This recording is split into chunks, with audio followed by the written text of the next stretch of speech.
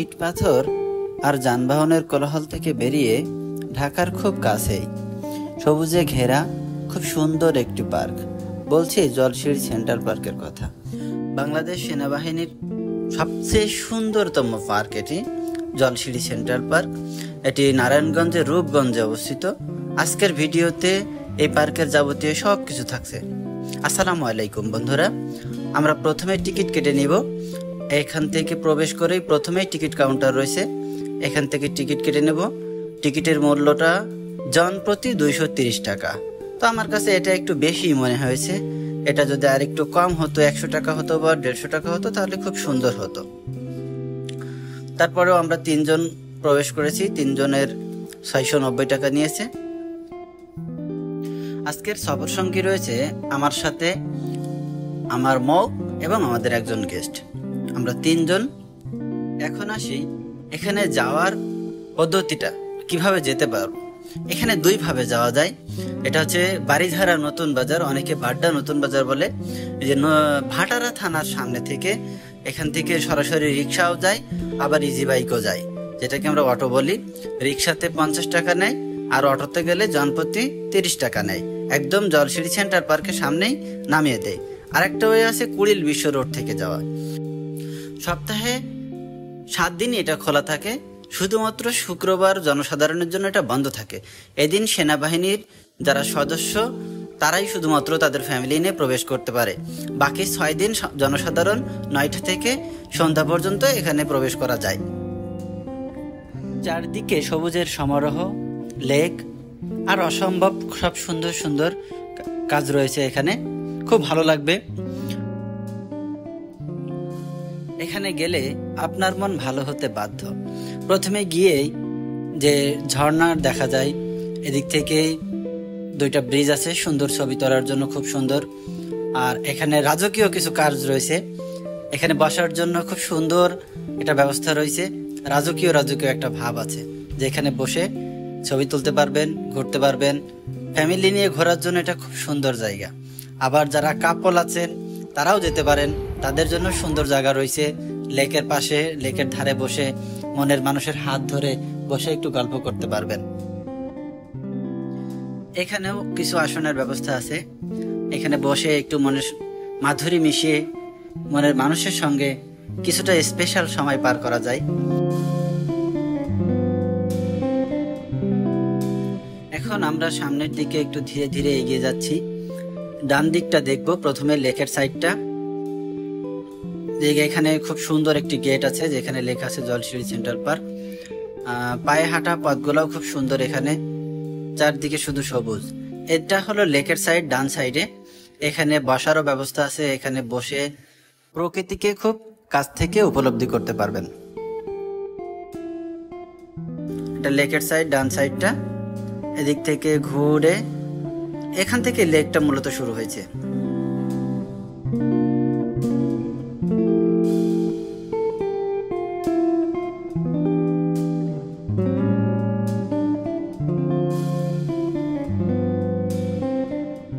এখন আমরা দেখব গোলক ধাঁধা, যেটা একদিক থেকে ঢোকার পরে আর বের হওয়ার রাস্তা খুঁজে পাওয়া যায় না। এবং কিছু ওয়াচ টাওয়ার আছে, ওয়াচ টাওয়ার থেকে এটা দেখতে খুবই সুন্দর। এর মধ্যেই দেখা হয়ে গেল লজ্জাবতী গাছের সাথে। সেখানে আমি এবং মৌ দুজনই গাছদেরকে একটু লজ্জা দিচ্ছি। হাত দিলে দেখেন চুপসে যাচ্ছে, সে লজ্জা পাচ্ছে।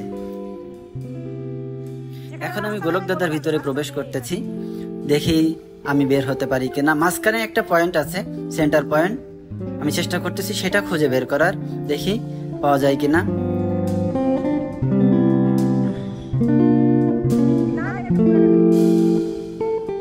ওয়াও, আমি তো সেন্টার পয়েন্ট খুঁজে পেয়েছি, খুব ভালো লাগছে সেন্টার পয়েন্টটা পেয়ে। এখন আমার চেষ্টা থাকবে ওয়াচ টাওয়ারে ওঠার। এই যে ওয়াচ টাওয়ার খুঁজে পেয়েছি, ওয়াচ টাওয়ার থেকে উপর থেকে একটু দেখবো কেমন লাগে।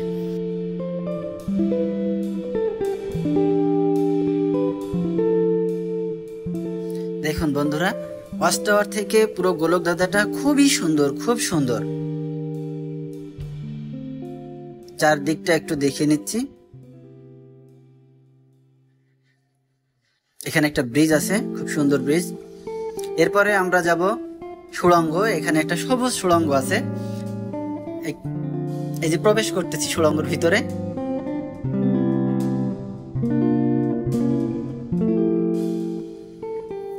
এরপর প্রবেশ করব আমরা গেমিং জোনের ভিতরে।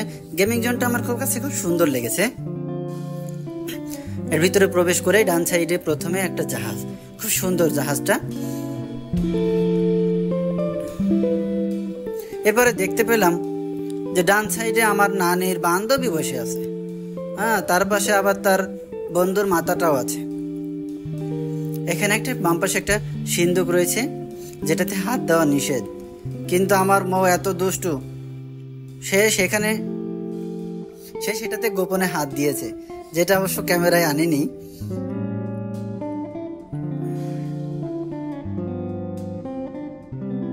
এরপর দেখলাম আমার নানির সেই বান্ধবীকে এবং তার বন্ধুর মাথাটা এখানে পড়ে আছে।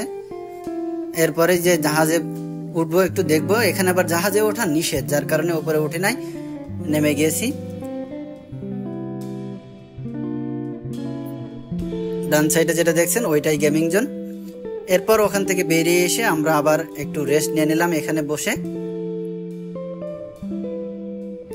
এটা হলো চাইল্ড জোন, এখানে বাচ্চারা খেলতে পারে, বড়দের এখানে বসার সুযোগ নাই।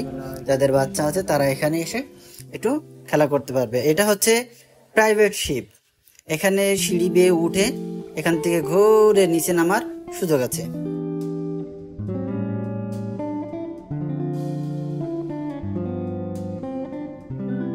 প্রাইভেট শিপটা আমরা চারপাশ থেকে একটু দেখে নিচ্ছি। এই যে সিঁড়ি বেয়ে উঠে তারপরে এখান থেকে নামা যায়। আবারও লেকের সাইডে একটু আসি। এই লেকের সাইডটা একটু বেশি সুন্দর লাগছে। এখন এখান থেকে আমরা যাব হচ্ছে এই লেকের সবচেয়ে আকর্ষণীয় স্থান, যেটা লেকের উপরে ব্রিজটার উপরে যাব।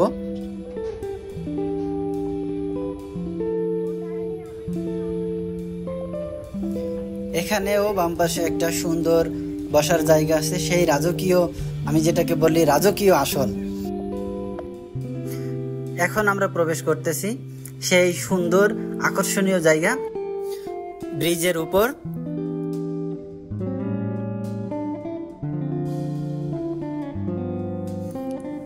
এখানে এসে দাঁড়ালে চারদিক থেকে এত সুন্দর বাতাস, মানে মনটা আপনার খুশি হতে বাধ্য, আপনার মনটা ফুরফুরে হতে বাধ্য। এখানে এসে দুই হাত দুই দিকে মেলে দিয়ে বাতাস, প্রকৃতিটাকে উপভোগ করার জন্য খুব সুন্দর একটা জায়গা। আপনি না চাইলেও এখানে খুশি হয়ে যাবেন। ছবি তুলতে পছন্দ করে না এমন মানুষ পাওয়াই যায় না, তো তাদের জন্য এটা বেস্ট জায়গা, মানে পছন্দের তালিকায় প্রথমে আসবে এই জায়গাটা, যেখানে এসে একটা ছবি তুলতে মন চাইবে। এরপরে এখন যেটা দেখতে পাচ্ছি এটা হলো মুক্ত মঞ্চ। এখানে বিভিন্ন প্রতিষ্ঠান যদি আসে বা সেনাবাহিনী, বিশেষ করে সেনাবাহিনীর যেসব কালচারাল প্রোগ্রামগুলো থাকে এখানে সেটা করা যায়, এবং বিভিন্ন প্রতিষ্ঠান থেকে যদি এখানে ট্যুরে আসে তারাও এখানে প্রোগ্রাম করতে পারবে। সামনে একটা স্টেজের মতো করে রাখা, বসে মানে দেখতে পারে। তার সামনে এই পাহাড় থেকে আমরা দেখতে পাচ্ছি চারদিকটা ঝর্ণা। আজকে অবশ্য ঝর্ণাটা বন্ধ আছে, লোক সমাগম যদি অনেক বেশি হয় সেক্ষেত্রে ঝর্ণাটা ছাড়া হয়, না হলে ছাড়ে না।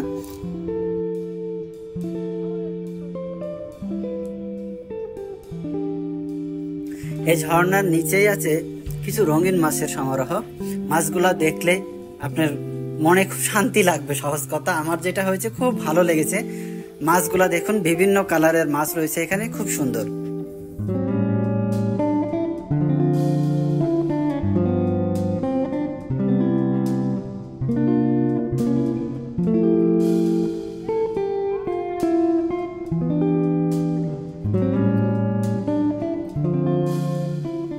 এখানে আরেকটি আকর্ষণীয় ব্যবস্থা আছে, যেটা অবশ্য আমরা মিস করেছি, একটু লোক বেশি হলে এটা ছাড়ে। সেটা হলো বোটিং ব্যবস্থা। এখানে একটা স্পিড বোর্ডের ব্যবস্থা আছে, এছাড়া আরেকটি বড় বোট আছে।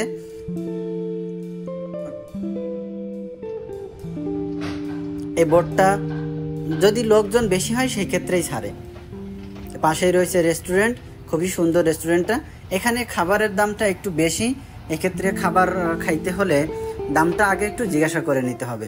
এটা হলো রেস্টুরেন্টের গেট, ওপাশে আরও একটি গেট রয়েছে। গেটে আমাদের ডিওজি সাহেব অপেক্ষা করছেন। তার মন খারাপ, কারণ সবাই কাউকে না কাউকে নিয়ে ঘুরছে আর ও একা, যার কারণে ওর মনটা খুব খারাপ। আমার মৌ দোলনা দেখলেই যার দোল খাওয়া লাগে, দোলনাতে দোল খেতে পেরে সে খুব খুশি।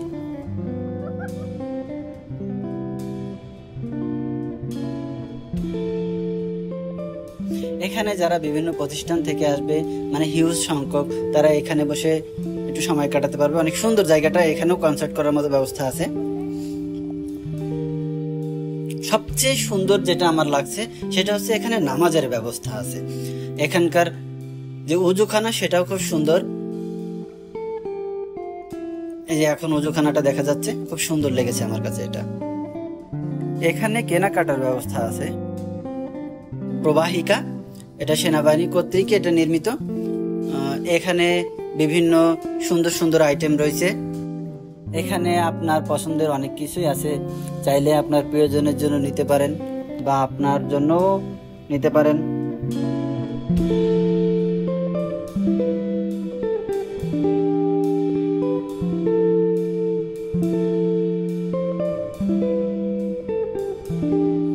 এটা হলো কফি শপ, খুব সুন্দর একটা কফি শপ। আপনার প্রিয়জনের সাথে বসে এক কাপ কফিতে চুমুক দিতে পারেন, মানে খুব সুন্দর একটা সময় এখানে আপনি অতিবাহিত করতে পারবেন। এখানে ফুলেরও ব্যবস্থা আছে, আপনার প্রিয়জনকে এখানে একটা ফুল কিনে গিফট করতে পারেন। এটা হলো সন্ধ্যাকালীন স্পেশাল মোমেন্ট। এটা সন্ধ্যা হলেই কেবল ছাড়ে, এটা খুব সুন্দর লাগে সন্ধ্যার পরে। এটা হলো ইলেকট্রিক ট্রি, হয়তো রাতের বেলায় মনে হয় এটা খুব বেশি সুন্দর লাগবে, এখন দিনের আলোতে অতটা সুন্দর লাগছে না।